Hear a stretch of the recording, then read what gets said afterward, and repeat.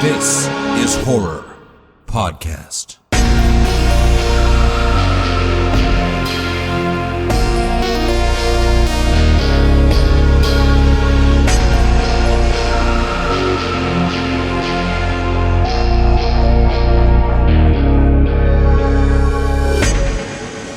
Welcome to This is Horror, a podcast for readers, writers, and creators. I'm Michael David Wilson, and every episode alongside my co-host Bob Pastorella, we chat with the world's best writers about writing, life lessons, creativity, and much more. Today on This is Horror, we are talking to Nat Cassidy. Nat Cassidy is an acclaimed writer of novels including Mary, An Awakening of Terror, Nestlings, and Rest Stop. His forthcoming book, When the Wolf Comes Home, will be out in April. Now, the conversation with Nat is an interesting one, and one in which we exclusively, in this episode, talk about his early life and writing lessons. So we don't get into the details of his fantastic books, because those episodes will be coming up a little bit later. But what we did have was a fascinating conversation in which we really got to learn a lot about Nat's life and his creative work as an actor, novelist, and playwright.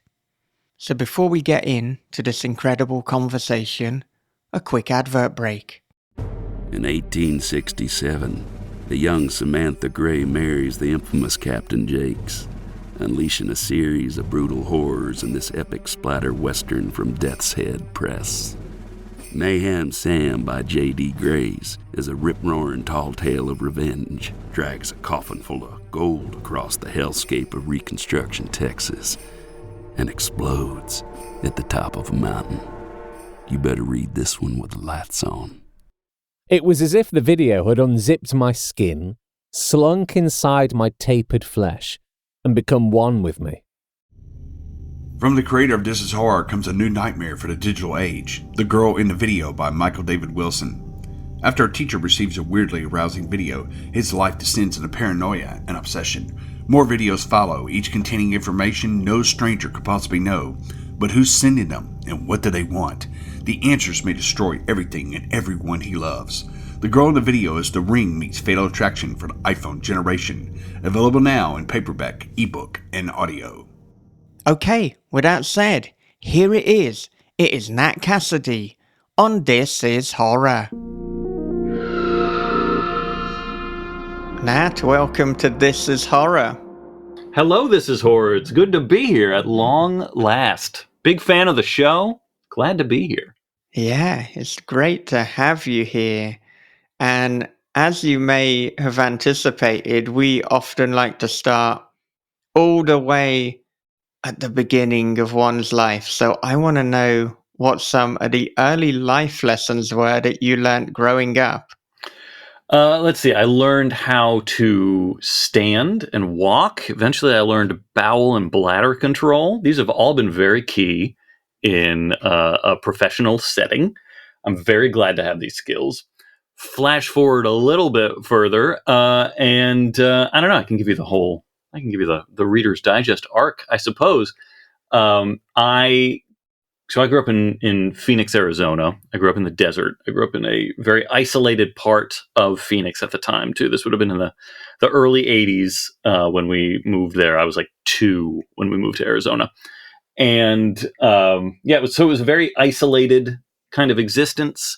I was a latchkey kid with a single mom who could only work part-time because she also had MS. So she could only, physically stand to work part-time hours, but it was also a job that kind of worked her overtime. So it was a very, very strange schedule she had to work. All of which is to say I was alone a lot of the time, isolated a lot of the time because we lived far away from anyone else that I knew, and it's the desert, so you don't really like go out and play a lot of the time.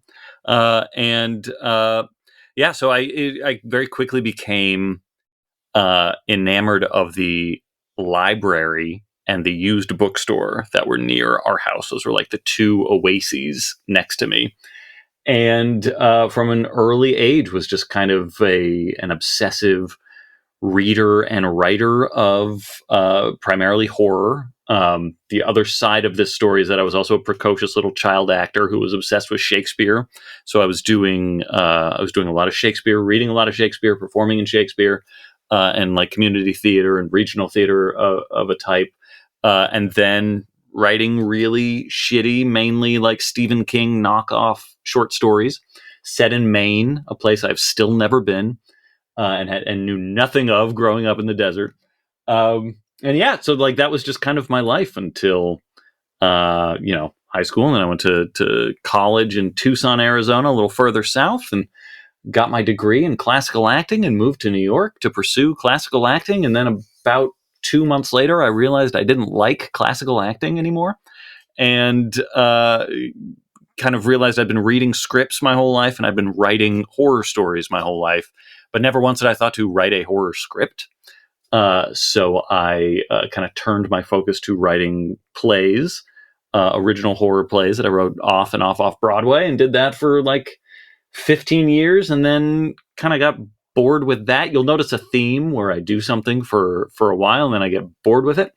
And I also realized you can't make a living as a playwright in this country. So I decided to jump into the ultra lucrative, ultra powerful medium of book writing. Kind of realized like I missed that original, expansive sort of freedom that I'd had when I first started writing original horror stories, and kind of fell in love with writing books again and short stories again. And I still act, I still do a lot of TV and stuff like that. And occasionally I'll do some classical theater too when the whim strikes me. But for the most part, like I'm all in on writing books and short stories, and it very much has felt like coming home.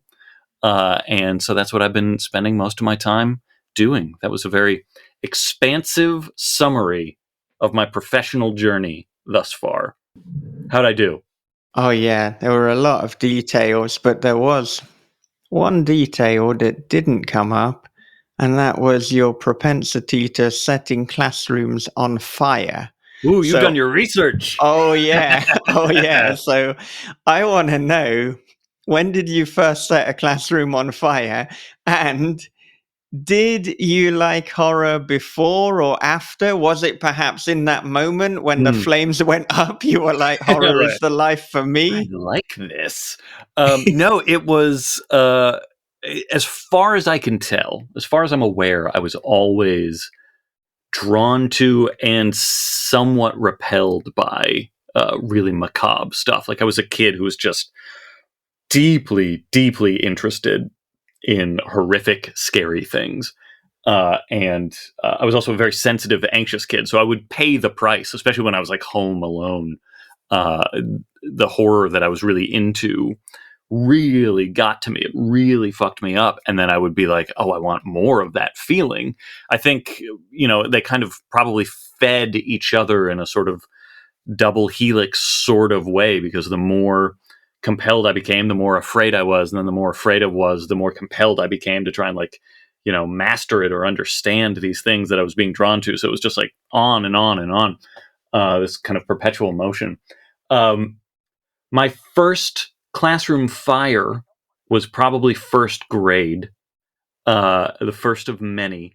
And actually, they go hand in hand, the horror love and the kind of disruptive student love, because I sure loved it at the time. But I was very bored. I was very frustrated. I was a smart kid, and my older brother was also a very smart kid. So he got skipped ahead a grade when he was very, very young, and kind of paid the price for that socially. Like it kind of messed him up a little bit to have skipped a grade and then been like the youngest person in his cohort. So my mom didn't want to do that with me. She kept me in the grade that I was supposed to be in. And I'm also born in September, which is, probably more details than you need, but like that already made me like the oldest person in my classroom naturally. So I was just kind of like doubly frustrated by the class that I was in. So I would just get really bored. And I would act out, and I would throw curse words at the teacher, and I would bring knives to school. I would carve things in the desk. I would sometimes just like light matches and throw them at people. Adults. I didn't do it to other kids. I was not a monster. But I was clearly just like very frustrated, very bored. It was not getting something that I needed. And it got to the point in first grade where I was not allowed to have my own desk. I had to sit at the teacher's desk just to have a flat surface, but I couldn't have anything to like store my own personal material in because it would have been too illicit and destructive. And that same first grade teacher even instituted a new, program where I had to bring home a red or a green piece of construction paper to my mom every day to show if I had a good or a bad day. That she then had to sign, and I would bring back until I figured out how to forge her signature. But all of which is to say, like, so that was the sort of little fucking monster that I was at that age. But that same first grade teacher was showing a slide presentation to class one day, and she was Greek. She was from Greece, and she had just gone back to Greece for some sort of vacation, and she's showing us slides of all the sites that she saw, and then one of them was an original Greek amphitheater where she saw a production of Macbeth. And I don't know why this woman started telling the plot of Macbeth to a bunch of 6-year-olds, but to her credit, she noticed that I kind of like started paying attention when she was talking about witches and murder and regicide and things like that. So she dared me to read Macbeth. She was like, "You think you're so fucking smart." Not in so many words, but basically that was the gist. So try and read this play. Like, you think it's interesting? Read it. Tell me about it. Let's see if you can do it. And I was not one to shrink from a challenge, especially from my nemesis. So it was like my year-long sort of project with my mom reading Macbeth, and that's how I fell in love with Shakespeare. That's what set me on my path to pursuing Shakespeare. But it was all rooted in the fact that it was about witches, it was about death, it was about murder, it was about these things that even at that age I was just deeply, deeply into. And if anything, I think my love of horror wound up giving that anger and that restlessness and those kind of destructive tendencies a sort of safe port to flow into, rather than like being responsible for me being a little shit. I think it helped me grow out of that little shit phase because I got to put all that stuff in the stories that I was writing at that age. I got to explore destructive tendencies in a confined, far less flammable way. And I mean, in terms of this teacher, as you said, to begin with, you were kind of rivals and she was your nemesis. But by the end, and at the point where she then introduced you to Macbeth and you'd responded really well to it, I mean, did you then have a kind of different relationship? No. Was there... No. No, there wasn't that much personal growth. Yeah. I was still like 6 or 7. So no, I always hated her. But I do. I'm sure she's 100 years dead by this point. She was already very old. But sometimes I wish I could have at least at one point like communicated to her what a incredibly impactful person she was on my life, because she's really responsible for a lot of like my biggest passions. So in retrospect, hats off to you, Mrs. Schmidt. You done good. And to be 1,000% honest, and I've talked about her before in other interviews, I have now reached the age where I'm like, was her name Mrs. Schmidt or Mrs. Shapiro? Because I had a teacher of both names at some point in my life. So I'm not entirely sure if she was Mrs. Schmidt or Mrs. Shapiro, but I know there was a sh. So thank you, Mrs. Schmidt or Mrs. Shapiro, wherever you may be. I mean, was the other teacher good too? Because then they can get a dual shout out. Or was the other one completely useless? And no, the other one I think no might have been praise, completely but... useless.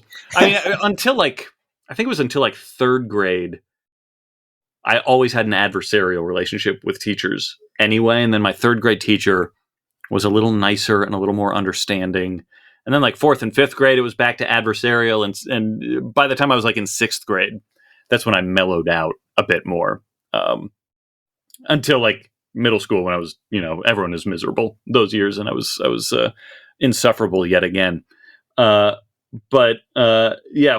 did have a tenuous relationship with most teachers for my primary education. And I mean, alongside Macbeth at 6 years old, were you also reading Stephen King at that age too? I mean, what were the stories? And also, in terms of your mother, was she encouraging of this? Was she aware of what was going on? She was. My mom was a huge Stephen King fan, and a huge popular genre fan in general. So I was born in 81, so we're talking like this is like 87, 88 by this point. So it's like the height of like mass market Stephen King, Dean Koontz, Clive Barker, and then the other kind of literary trademarks of that era, like Michael Crichton and Anne Rice, and just like any of those classic mass market like grocery store bestsellers she loved. I have very clear, fond memories of her reading the hardcover of Jurassic Park that had just come out. And I was bugging her for something, and she was so into the book that she got so mad at me for constantly interrupting her. So she was a big reader. She loved it. And, I've talked about this before too, that she was dealt a very, very rough hand, very unfair hand.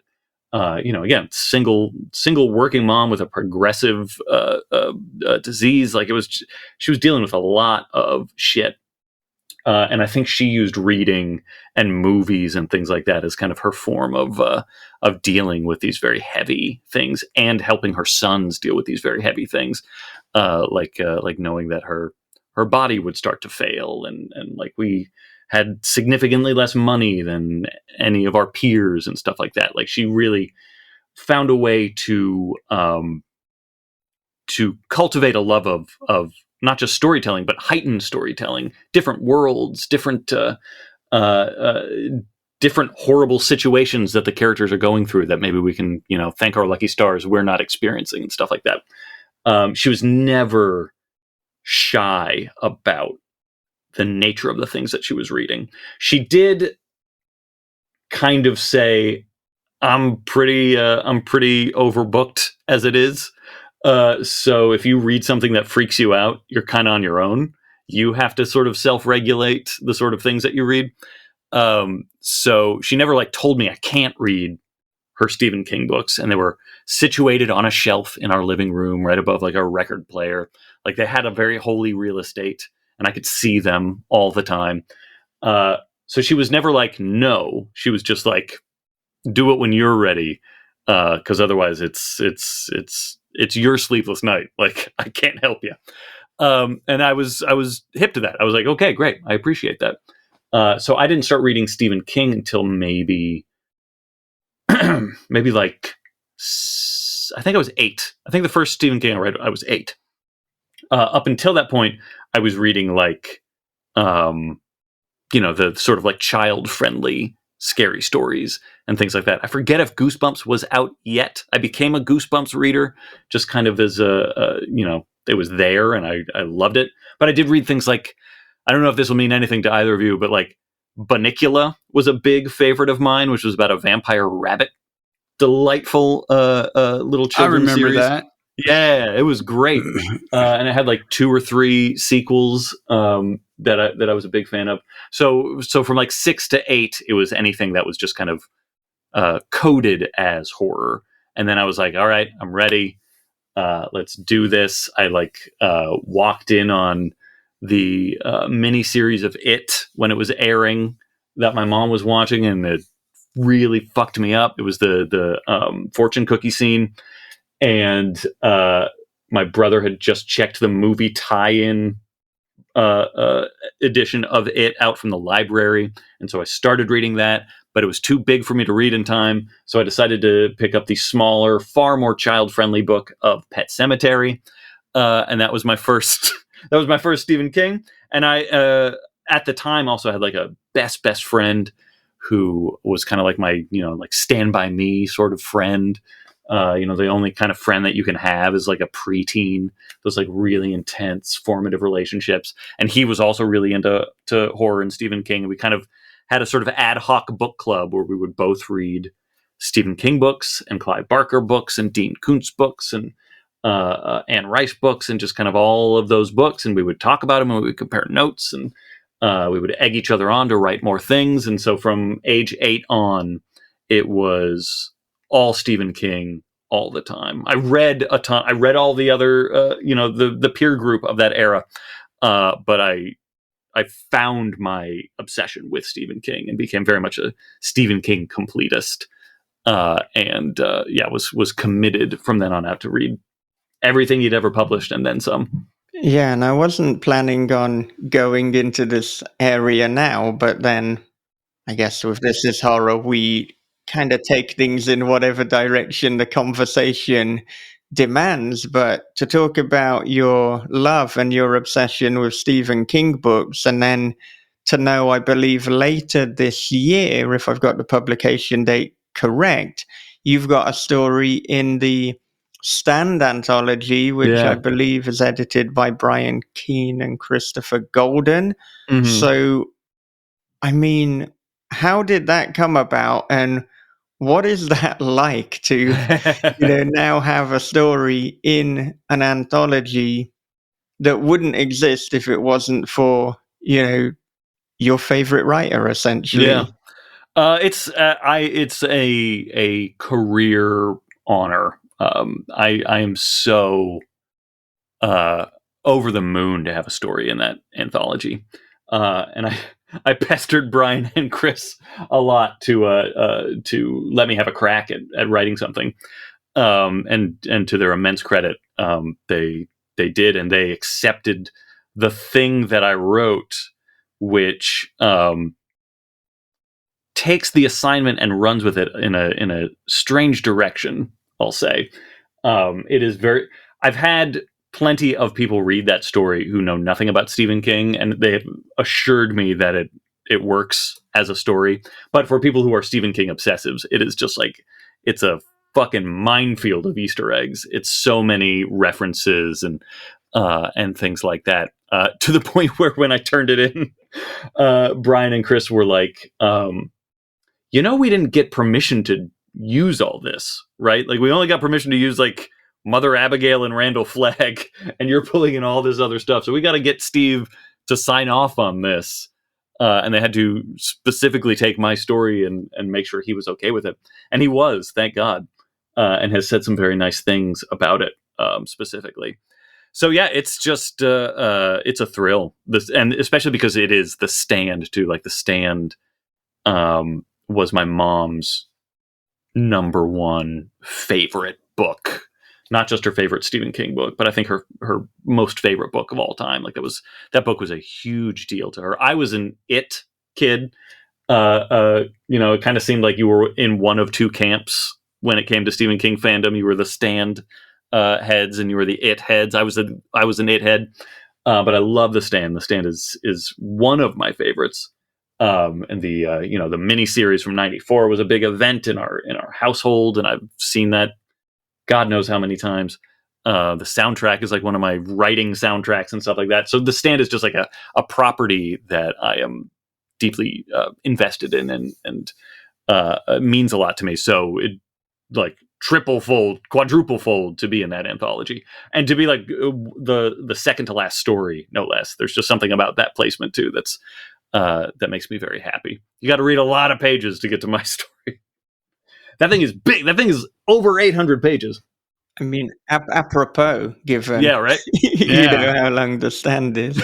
It's slim comparatively.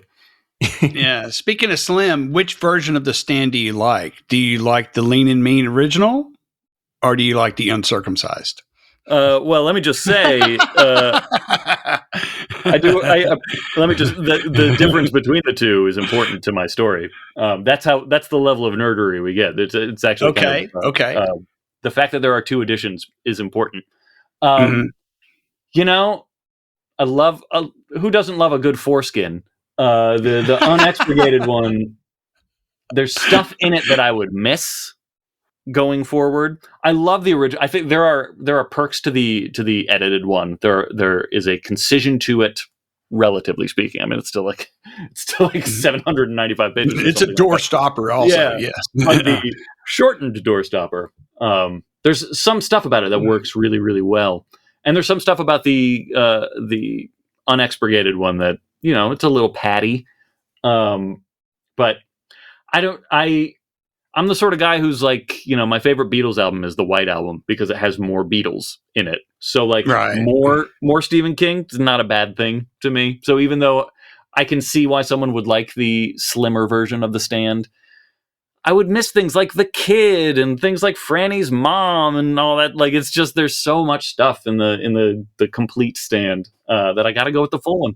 Yeah, I kind of liken it to, even though it's not a door stopper, it's like reading the Pale Brown Thing versus, Our Lady of Darkness. It's like they're both good.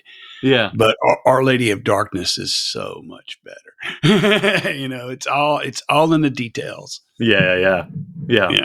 Who doesn't want to have more of the things they love? Mm-hmm, The world might end soon. We might as well enjoy a longer book, Yes, and big books are coming back. So I'm glad that this anthology is going to be an 900 page affair. That's great. Yeah, I cannot wait to hold the hardcover in my hand because it's going to feel fucking nostalgic to just have this fucking chunk of pages. Oh yeah. When you said that you pestered Brian and Chris to get into the anthology, what are we talking here? Did they originally invite you? Did you start sending a lot of emails? What is the level of pestering that went on here? I don't know how much I'm allowed to say, actually. It was before all invitations had gone out, I believe. So it was like when it was first kind of rumored to be happening.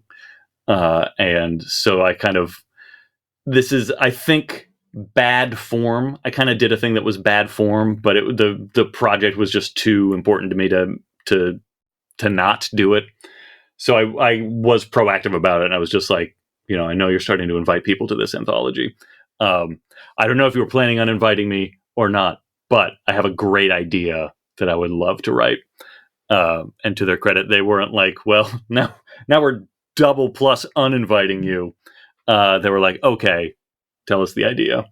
I mean, they're both incredible dudes. They're phenomenal writers too, but they're also just really, really kind and considerate guys. And I think they could also tell just how much the project meant to me anyway.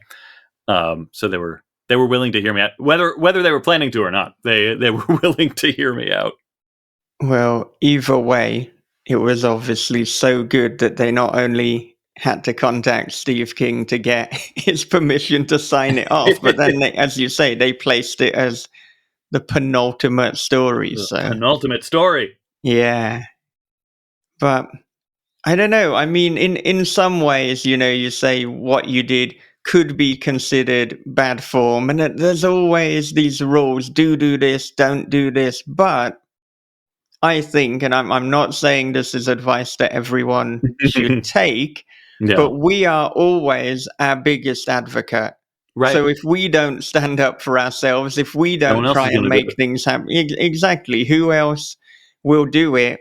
And the way that I kind of operate, again, not saying that I should, but I am saying that I do, is that, it's like, let's do something now in terms of professionally, and then let's ask for forgiveness later if it happens to not be the right thing to do. And I feel too, it's like if you don't ask, you don't know. And if you get a no, you are in no worse a position than you were to begin with. Right. And the general rule of thumb is to not do that sort of proactive asking because it can get very aggressive. It can get very uncomfortable. But, if you do it in a friendly way, and if you do it in a way that is not obtrusive and is just kind of like, I just needed to say this and you can ignore this email.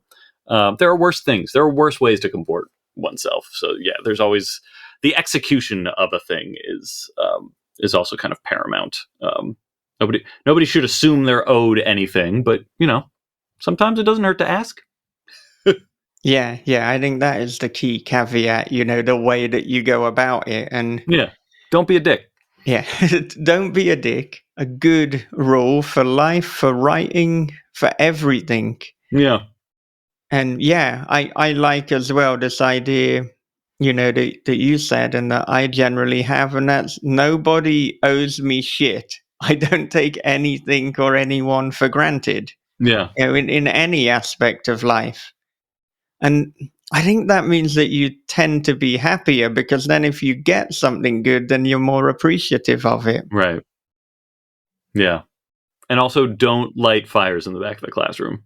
I mean, probably not, but it has worked out well for your career. So before this conversation, before researching your life, I would have said, yeah, obviously don't set a classroom on fire. But now, I suppose the fine print is don't do it when you can be tried as an adult. When you're a cute little kid, do it as much as you want, because then it's kind of fun and precocious and it makes for a good anecdote. But then, when you're grown up, don't light fires. I've also said this is dark as hell, but this is horror. I've often said that I'm so lucky that I was not born a few years later, because Columbine happened when I was a junior in high school. And so I had one more year of public education to briefly experience the sort of security level ramp up. But if I had been in that level of behavior kind of post those security additions, I would have been expelled probably within a few months. I never would have made it through the public school system post 1999. So I was lucky that it was a rather more laissez-faire sort of atmosphere in the 80s. So yeah, he brought a Bowie knife to school. Let's just take it away from him and give it to him after class. That was the level of punishment we got. And then give the kid a carton of cigarettes and send him on his way. Yeah, I hear you there. And I mean, I'm so glad that, I'm not a teenager or uni student now, because I did some dumb shit. And I think as well, even without thinking about the way that you might be kicked out or potentially locked up, this generation, which makes me sound so old, this fucking generation, but there's cameras everywhere. Yep. Anything you do is now potentially going to go on the internet and go viral. And we did a lot of dumb shit. A lot of dumb shit that I'm glad there is no record of. Yep. 100%. The book that I'm writing right now, that is currently behind this Zencastr screen, this book that is kicking my ass right now, and is a month late, and it's driving me crazy, but I got to turn it in as soon as possible. Is so this will be the book that I, assuming I don't shit the bed too badly on my delivery dates, will be coming out next year.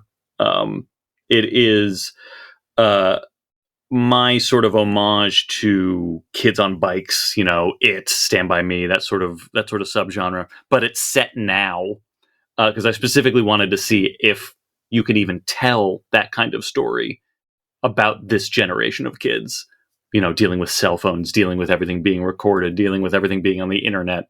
So I've been doing a lot of research and interviews and stuff like that. And I feel the same way. There's the level of balance that these poor kids have to find between public and private behavior is well nigh impossible. It is such a fine needle to thread.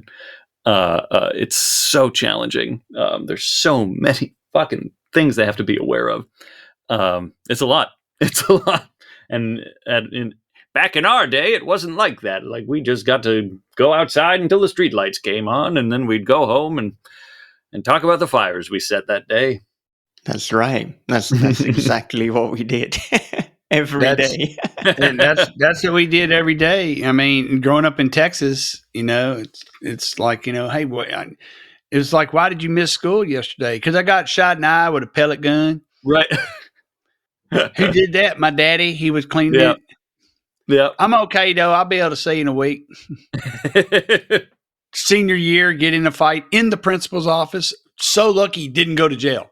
God damn. Like, I mean, in the principal's office, knocked over a book stand and all that. And I mean, just, hey, guys, we don't have to solve this problem. We have people who will. Uh-huh. Came like this close. Oof. Oof. 17 about to be arrested. Yeah. Told my dad I thought that was going to make him think I was, good. He was like, no, that's not good at all. That's about as dumb as you could fucking get. Yeah. Oh, So youth. yeah, it's I see the kids now, and I know that they've gone through things that we've never gone through, Mm-hmm. and they've learned in ways that we've never learned in school. Yeah. And they're so technology driven that I do worry about them, but also I see a lot of promise. I really do. Oh yeah. And it's like these they're fucking smart. They're so smart and they're so passionate and they care about the world in a really beautiful way. And I love it when I work with the public. I get a customer, young daughter in there, and she's telling me about the book she's reading, and I'm like, just please keep reading. Don't ever stop. Don't ever stop reading. Because she's like, did you ever read this one? And I'm like, well, I don't know. Tell me about it, And so, and I love that. It's just we got to see that more of that. Yeah. Yeah. I have a lot of faith. I have a lot of faith in the kids these days. Mm-hmm. And you're right, they have dealt with an unbelievable amount. Yeah. I cannot imagine what it must have been like to go through lockdown and quarantine during the most important social years of your life. Oof. Oof.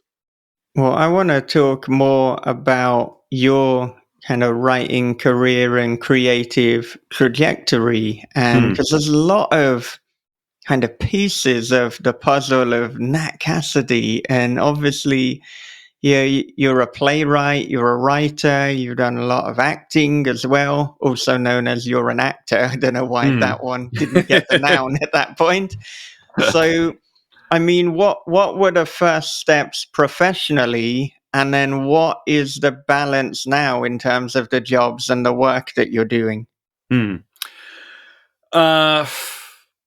Yeah. How would I describe the first steps professionally? That's an interesting question. I've never really thought of it in that kind of way, because on one hand, it was a long journey to get to a sort of professional level in inverted commas. And when I look back on it, it kind of seems like it was all of a piece. It was sometimes I forget that it can be weird to know the things you want to do at a very young age. I have a feeling most of us in our community were probably pretty similar. I think most people who are writers and things like that know they want to be a writer for a long time. Not that you have to. It's great if you're late to it, or you come to it later in life. But just anecdotally, I feel like most of the writers I know have been this was something I knew I wanted to do ever since I knew I wanted to do something. And I forget that's kind of weird. There are a lot of people who kind of don't know what they want to do for a long time. So I was so to put that in context, I was sending short stories off from a young age to publications and things like that, and collecting rejections. And I was auditioning and doing professional theater from a young age. So in that respect, it's just been a long continuum of, whatever job is in front of me is the next job. That's the kind of one of the things about the acting career is that it's, obviously very journeyman-like, and it's very sporadic, and it's very hard to predict. But on the other hand, there are professional benchmarks. I joined all the actor unions like 20 years ago or something like that. So in some ways, my professional life began when I moved to New York, and I started doing New York theater, and then film and TV. And then also in a lot of ways, my writing career sort of began when I started playwriting in my 20s, because none of the stuff I did up until that point reached a certain level of prominence or reach. But then when I started doing playwriting, like then I was actually like building a name for myself as an author, and you know, getting off-Broadway workshops and having regional productions around the country and stuff like that, and getting things published. Or you could look at my first my profession began in 2017 when my first book was published, which was a novelization of an audio drama that I was helping produce and that I was acting in at the time. So there were a lot of periods in my career where I was incredibly frustrated and I was incredibly angry. I get that little angry kid has never left. It just kind of finds other things to light fires about. So I was just like so frustrated with my career of like, well, you know, when auditions would dry up, or I wasn't being seen for, you know, this movie or that show or that theatrical production or something like that, I would just get so mad inside of like, why isn't this happening? Why isn't this happening? And would then have to find something else to do to kind of deal with those frustrations, which is how I started playwriting in the first place. And then playwriting started to build up all these frustrations. You know, why aren't I getting that workshop, or why aren't I being seen by that theater, or so on, so on. Why didn't I win that one grant that, you know, 1,000 playwrights are applying for at the same time, because there's only like 5 professional opportunities as a playwright in this country for some goddamn reason. You know, so it was things like that. So that's what led me to then start working in audio drama with some other similarly frustrated theater friends, playwriting friends. And the reason why I say all this in a very rambling, incoherent fashion is just that at the time, it seemed like it was a number of dead ends that I kept reaching, and a number of things that it was like, oh my God, I thought this thing was going to work out and it hasn't fucking worked out. And then you have to make like that right turn, that right angle turn to like something different, something lateral, but different. And then looking back on it, you realize that it was actually much more of a, you know, kind of an unbroken stream that was just kind of taking you in different directions. So like, I wouldn't be a novelist right now. I wouldn't have the books that I've written, you know, exist had I not, you know, formed that audio drama company with those friends and done a show that Tor Books co-produced and allowed me to write that novelization that gave me my first book deal. And that wouldn't have happened if I wasn't a playwright first, and built my name as a playwright and built certain skills as a playwright. And that wouldn't have happened if I wasn't an actor who wasn't getting cast in a lot of things. So the reason why I kind of, you know, think that there's value in recounting that story is that there's just so many times where it can feel like either your professional journey hasn't started or it's dead in the water, but it's actually setting you up for another thing that will get you to that place where ultimately you wanted to go in the first place. Because, you know, it's just one more additional tangent. I book a lot more work as an actor now because I do not really care about auditioning for things. You know, like I get auditions for things and it is a pain in my ass because I have writing deadlines, and it's like I have to fucking set time aside and I got to learn these lines and I got to film this thing, and I just don't want to do it. And that would have been a thing that I would have like killed for 10 years ago. And now it's this thing that's like, okay, I'll do it. And that leads you to be a lot more free in the acting and free in the performance. And it doesn't mean as much, which is ultimately like one of the things you're always striving for as an actor, to just kind of let the thing be. So that's just like another example of how all these different tangential things actually contribute to your ultimate goals in the first place, if that made any sense. It did, yeah, and it spiraled off so many questions and areas that I want to tackle. That, the difficult part is like, which one do we go Yeah, with? I speak now? in very compound sentences. I apologize. It's very hard to diagram.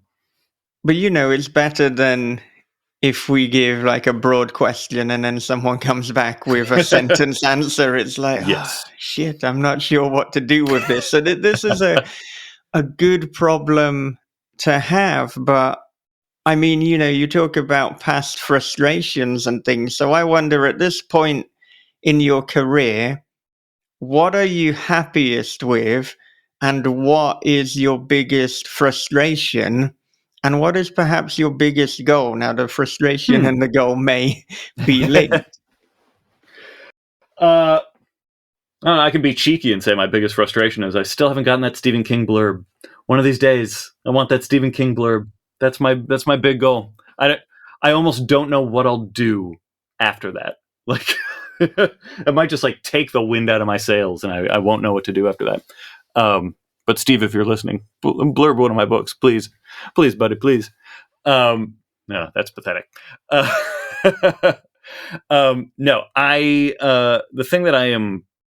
It was, you asked what I'm grateful for. Was that one of the questions? It was, yeah. Yeah, the thing I'm grateful for is literally just to be here doing this. Like, there are some days when this will slightly repeat what I had just kind of rambled about in my prior answer, but there are some days when I look at how I wound up as a novelist, and it almost feels like I stumbled ass backwards into it. Like, I got a book deal, and then I was like, I need an agent to look at this book contract, and just kind of like Googled book agents and found my agent that way, because I already had a contract in hand with a Big Five publisher. But again, I didn't get that book contract without a decade and a half of being a professional writer who was thirsty as hell for representation and couldn't get an agent to save my life as a playwright, and had to do everything by myself. So, sometimes it feels like I stumbled ass backwards into professional novel writing, but also there was a whole lot of runway leading up to it, and a whole lot of work. But that being said, like, I still can't not see other people's journeys and how hard it can be to get that first book published, how hard it can be to get representation, how hard it can be to, have your first book do well, or, just like get seen by the people you want it to get seen. And so I feel extremely stratospherically lucky that, I wound up at Tor. That allowed me to wind up at Nightfire. They have done so phenomenally well by me. They've treated me so well. And the books that we've worked on together have done really well and have found their audience. And, just it never gets old. Ever. Strike me down if it ever gets old to like hear from a reader who read something I wrote and it resonated with them. Like, that's just like the most amazing fucking feeling. And maybe even more so because, like, I first kind of found my legs as a writer, as a playwright, where you hear from very few people and it can feel very isolating, and you create a thing and you pour all your heart and soul into it, and then it runs for a month, and then it might as well never have existed at all. Like, no one can experience it. So to have these things that have like an actual shelf life, and people can just find them at their own pace and reach out to you and say, this meant something to me, is just, it's wild. It's like so amazing. It's so wonderful that it's like one of those profound things that sounds so simple when you say it, but it's like, it's the biggest thing, like to just read someone's book and, have it mean something to you. I will never get over that. So that's the thing I'm the most grateful for, is just to like be here, to have like books to talk with you both about. It's amazing, and I'm really grateful for independent publishers like Shortwave who published my novella Rest Stop, and to have the flexibility even to publish something with a different house, because Nightfire gave me their blessing to do this, and to experiment and to try new things and stuff like that. So maybe I'm saying this because the current book I'm writing is, again, kicking my ass, but every book feels like a fucking miracle. And so I feel very grateful to have pulled off a few miracles so far, and to be surrounded by people who are also just magnificent miracle workers, present company included. Goals? I don't know. Goals, I really want to continue trying to do a book a year. I might have shot myself in the foot with that one for the coming year. We'll see if I can get something out for 2026. I think so. Knock on wood. But yeah, I just want to keep doing it. Really, like I want them to, as long as publishers are still willing to publish my stuff and people are willing to keep reading them and buying them, and I can, just have this be the thing that I do for a living. That's the ultimate goal. Like, I would just love to be able to focus on this. I got a lot more books I want to write. Oh, yeah. That is a good position to be in. And in terms of the plays, and you spoke about, obviously, in a sense, they have a short shelf life because, you put it on, it's on for a finite amount of time, and then that's that. Now, I wonder, are you hoping or are you considering perhaps writing the novelization or the short story of some of these plays so that you can, repurpose, I suppose, these creative ideas? Yeah, it's a very good, smart question. And I have already done that a few times. So Shortwave, who published Rest Stop, they also published 2 chapbooks that are, little short stories of mine. Both of those chapbooks originally were short plays, because I've got a bunch of short plays. So they started their life as little short plays and made like a very, kind of natural translation into short story. I have another full-length play, a very full-length play, an ultra full-length play, a 4-act play that I wrote like 15 years ago. That was kind of my homage to Shakespearean history plays, but it's a haunted house story about an American president that was a play, then was an opera, that also was optioned for TV and had a bunch of very fancy people attached to it and pitched around for years and years, and might one day find its legs as a TV project again. But that's one that even just a couple of months ago, I was like, oh, maybe I should write that into a book. Like, I've got so much. I've got literally a television Bible and multiple episodes of this thing written. Like, maybe I'll just turn that into a book and just have that exist. So like, I've thought of that a lot. I've also been speaking with another indie publisher who's expressed interest in maybe publishing some of these play scripts too, because they're just kind of sitting around. And I, perhaps unsurprisingly to anyone who's read the stuff that I write, I wrote very reader-friendly plays, let's say. Like, my stage directions have a lot of detail in them, so they kind of make for an easy read. So they would be good being published on their own, even. So we'll see. Those might, that conversation might come to fruition, and those plays could be available at some point too. But yeah, I was a very prolific playwright. Like, I would try and write 2 to 3 full-length plays a year, and then God knows how many short plays. So there's a lot of material, and I do want it to see the light of day in some form or another over the years. So yeah, it will probably happen a lot in the short story form, where I will like take a little short play and flesh it out a little bit.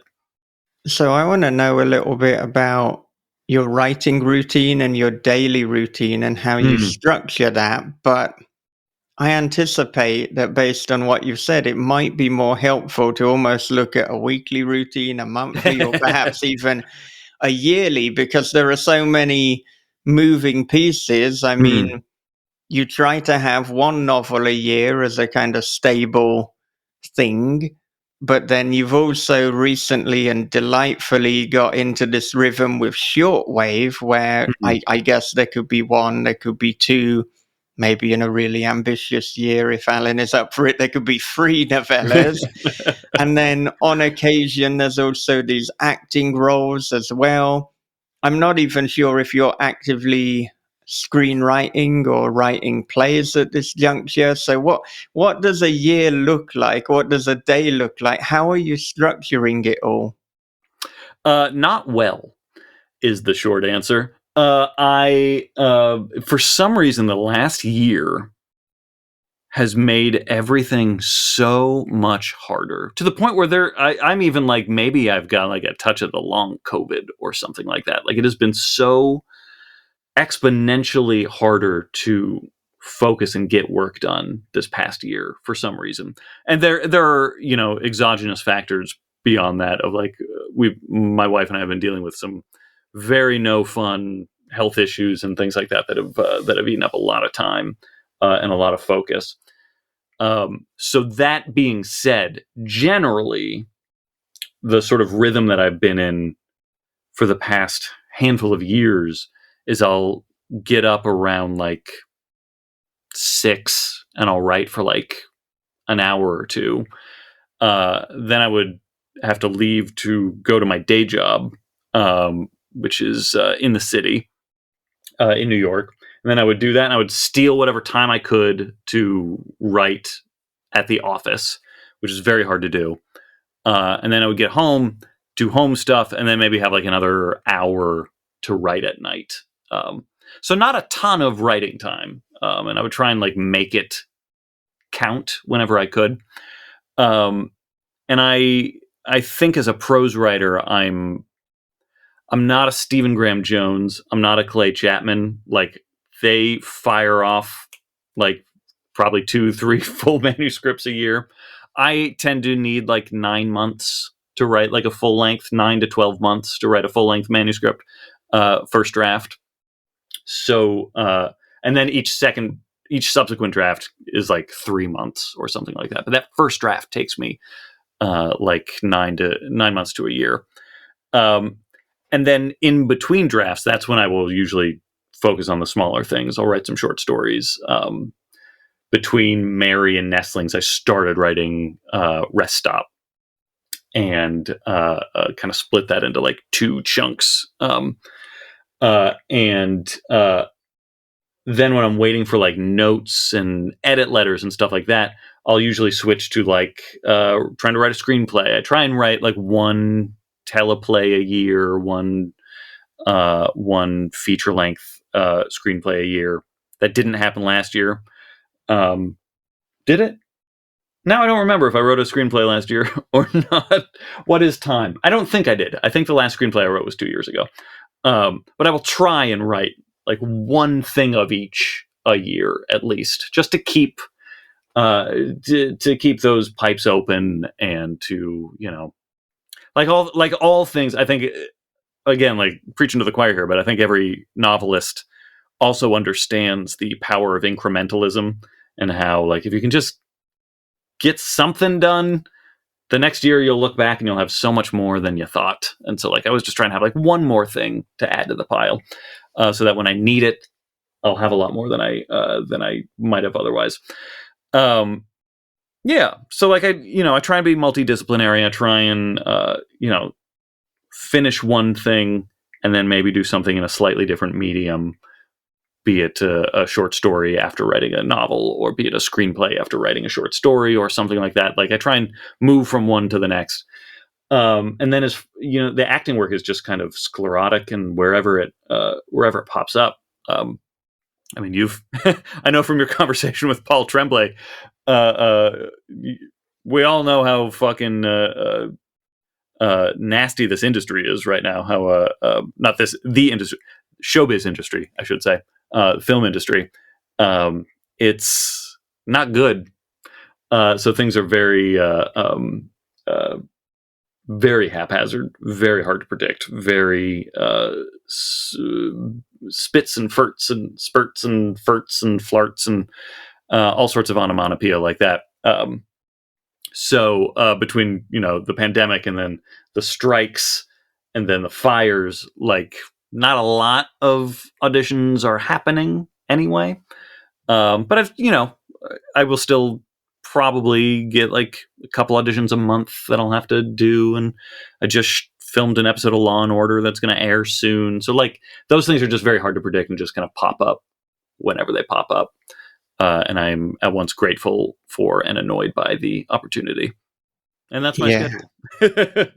Yeah, things in Hollywood right now, they're so volatile. And, oh my God. This is why I say to other writers, if you get anything optioned, if you get any sort of good news, it's like celebrate the win that you get, celebrate the stage that you're at, but do not leap ahead.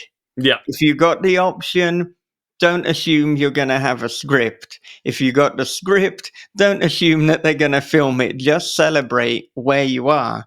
And like rightly so, if you get it optioned, that is a phenomenal achievement. If they write a script, that is. And I know particularly as like prose writers, it can be frustrating and almost a bit maddening and puzzling. It's like, hang on, you wrote the script, but it didn't become a film. Yeah, that's exactly what happened. They can make the film and then just not release the film. Yeah, What was that? Was it? Oh, was there a Walter Goggins thing where that happened? Was it a Jordan Harper book? It was L.A. Confidential. The pilot for CBS was going to do an L.A. Confidential with Jordan Harper as the showrunner, and there's like one episode. Yeah, no one's seen it. Jordan has it, and like a great cast, and they're like, nah, we don't want to do it. Yep. And I'm like, and it's like, Jordan Harper is, of course, the news is no spoiler. They're doing Brubaker's Criminal on Prime. And I'm always checking the news just to make sure it's still on track. Yep. Because, we almost didn't get a, Salem's Lot remake, which we probably didn't need anyway. But anyway, Yeah, I've done a fair amount of pilots, and none of them have gone through, and it is always so heartbreaking because a lot of times you don't even get to see them. I did a pilot of it was going to be a show made of a graphic novel written by J.T. Petty, who's Sarah Langan, brilliant novelist Sarah Langan's husband. Really cool graphic novel about werewolves in New York City, and I had a one of the roles in that pilot, one of the recurring roles in that pilot, and all I wanted to do was see it. Like, even if they weren't going to release it, I was like, I just want to see the werewolves. Let me see what the werewolves look like, and I never got to see it. Never, ever, ever. So it's so sad. But like there are fucking things. Like friend of mine who's an editor out in LA helped work on the Wile E. Coyote movie that like they made. It's done, and they're just not going to release it. Like that's not even a show that needs to be picked up. That's just a movie that everyone who's seen it says it's great, and it's just sitting on a shelf because it's a tax write-off. So Hollywood is Hollywood has never been kind, and it is fucking cruel right now. Yeah, it's crazy. But AI is going to fix it all. We can just have machines make our movies, and they'll be great. They'll really speak to the human condition.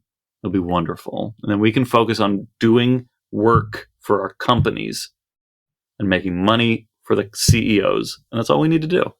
All right, let's just lift that video quickly and put that on TikTok out of context.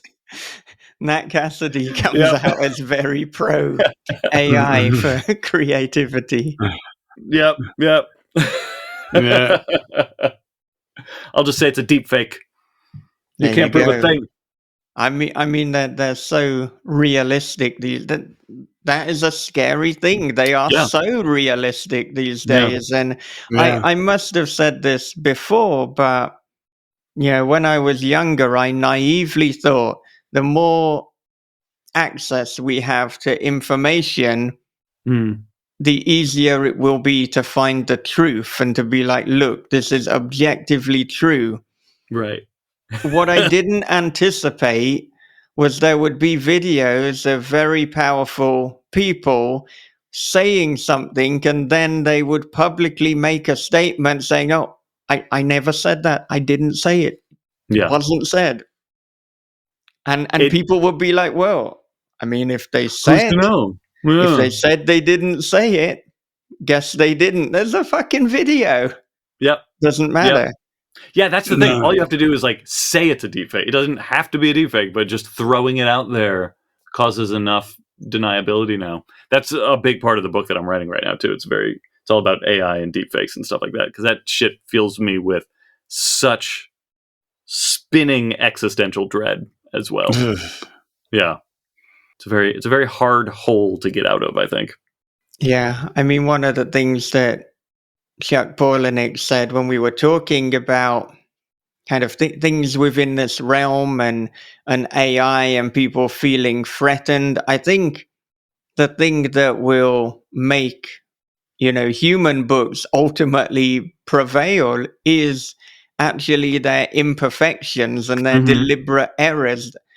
I mean, also like the soul and the real emotions, because Yeah. I don't know, I feel fabricating them or doing it in an artificial way that there is something missing and you can discern. And yeah, of course, you can, very you can do a kind of good interpretation of the human emotion Right. with the right technology, but there's just something missing. And I think as well, people will gravitate towards wanting the imperfection, wanting the deliberate errors, and that is something that AI can't replicate.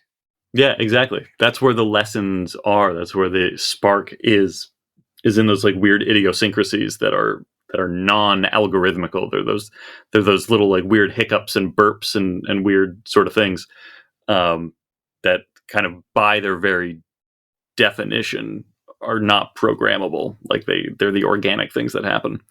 Yeah, I 100% agree. And for the record, I'm very anti AI and very anti billionaire and corporations. Just to set the record straight, since you're going to pull that clip. Yeah, well, thank goodness that you said that, because it certainly was not implicit throughout all conversation No, and no, any I interaction with you. So I'm glad that you finally made it known I publicly. keep my political positions very close to the chest. I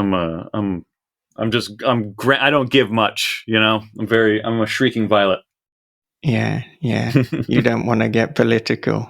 No. To obscurely reference the episode we recorded with Max Booth again. Although the last time we did it, it was off air. So this is a very bizarre part for the people watching or listening. But what also might have been a disconnect for people was, they're hearing about all the things you do. And then you said, of course, then I go to my day job. Hang on, what? You have a day job on top of all this? Oh Yeah, my goodness. I do too much. Although I should say that I put in my notice for my day job at the end of last year, so I actually don't have it now. This is the first time in my entire life that I have not had full-time employment. Excepting like the great financial crisis and like the year where I couldn't find any work or anything like that.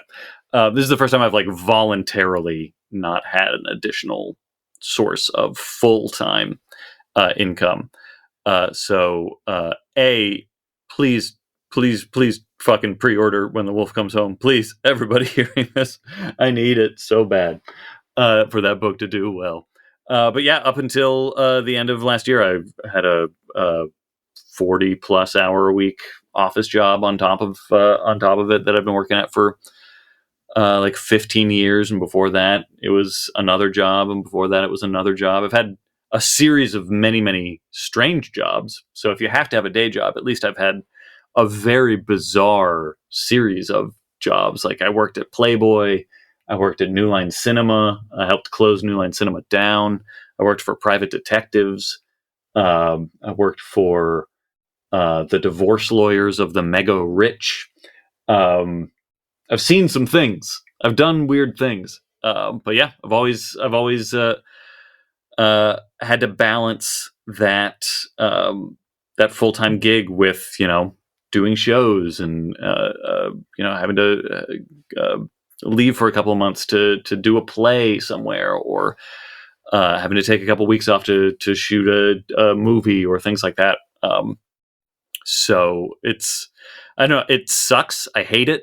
But it also feels very weird to not have it right now. So it was very much like an uncomfortable relationship. But yeah, it's, I think I'm glad you brought it up, because I think it is important to also like remind people that like, that is a fact of life for a lot of artists. And I probably could have quit this job sooner, but I wanted to build a little bit more of a financial cushion. And also, like, these are much like in Hollywood, publishing is a very tenuous industry, and it has its ups and downs, and it's a very hard thing to predict. And it will seem like the most stable thing one year, and then the next year you're like, oh my god, I might never publish again. So yeah, there's no shame in a day job, and God, is it a fucking challenge to balance them all. Yeah, and I imagine too, particularly because you were putting on plays and you're doing these acting roles, that you probably then had to use your vacation time in your day job to be able to facilitate these other things. So, well, the trick I did, which I don't recommend, but is I've never worked a job that had like perks. So I never had vacation time. It was just basically like, I won't get paid that day. So it was like that sort of mercenary, like, yes, I have this job. Yes, I have this paycheck, but these other things are my priority. And yes, that means I didn't even get insurance until like I was in my late 30s. But, in some ways they helped me be like a little less tethered, at least. Like it was like, I'm only making money to put towards these endeavors anyway.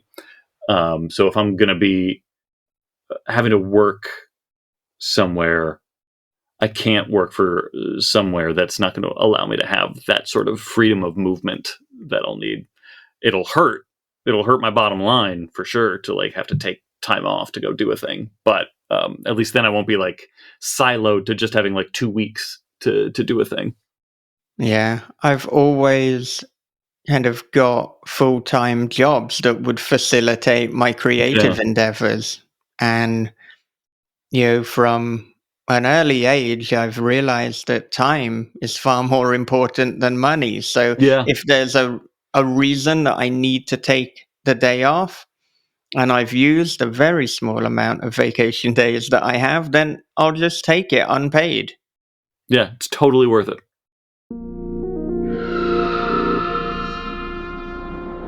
Thank you for listening to This Is Horror Podcast. If you enjoy the show and want to support us, then please consider becoming a patron at patreon.com/This Is Horror. You'll get early bird access to each and every episode, and you can submit questions to the interviewee. You'll also automatically become a member of the This Is Horror Discord. And every year, there are bonus episodes for patrons only, such as Story Unboxed, the horror podcast on the craft of writing, in which Bob and I, and sometimes a special guest, will dissect a short story or film and let you know writing lessons and takeaways to improve your own writing. Another great way to support us is to leave us a review on the Apple Podcast app or website. And if you want to watch the video version of the This Is Horror podcast, join us on YouTube, youtube.com/@This Is Horror podcast. You can subscribe there and get notified every time there is a new video. And however you support us, I thank you in advance. Okay, before I wrap up, a quick advert break. It was as if the video had unzipped my skin, slunk inside my tapered flesh, and become one with me. From the creator of This Is Horror comes a new nightmare for the digital age, The Girl in the Video by Michael David Wilson. After a teacher receives a weirdly arousing video, his life descends into paranoia and obsession. More videos follow, each containing information no stranger could possibly know. But who's sending them, and what do they want? The answers may destroy everything and everyone he loves. The Girl in the Video is The Ring meets Fatal Attraction for the iPhone generation. Available now in paperback, ebook, and audio. In 1867, the young Samantha Gray marries the infamous Captain Jakes, unleashing a series of brutal horrors in this epic splatter western from Death's Head Press. Mayhem Sam by J.D. Grays is a rip-roaring tall tale of revenge, drags a coffin full of gold across the hellscape of Reconstruction, Texas, and explodes at the top of a mountain. You better read this one with the lights on. Before I go, if you've got this far, I have a final request of you. And that is, if you are not already subscribed to the This Is Horror YouTube channel, I would love you to go over to youtube.com/@thisishorrorpodcast and just like the channel. It's a great way to support us, and it means that not only can you listen to these podcasts, but you can watch the audio version. I'm doing my best to update it frequently. There's a little bit of a backlog, but there are a lot of great episodes up there. Most recently, at the time of recording, the conversation with Dan Howarth. We've also got the conversation with Eric LaRocca, David Moody, Chuck Palahniuk, and LP Hernandez. But I anticipate, at the time that you are listening to this, there will be a video that is more recent than the Dan Howarth one. I can't say which one it is, as I'm not Nostradamus, but you can find out by going to youtube.com/@thisishorrorpodcast. So please do, please subscribe, please support This Is Horror. Well, okay, until next time, with Max Booth III, take care of yourselves, be good to one another, read horror, keep on writing, and have a great, great day.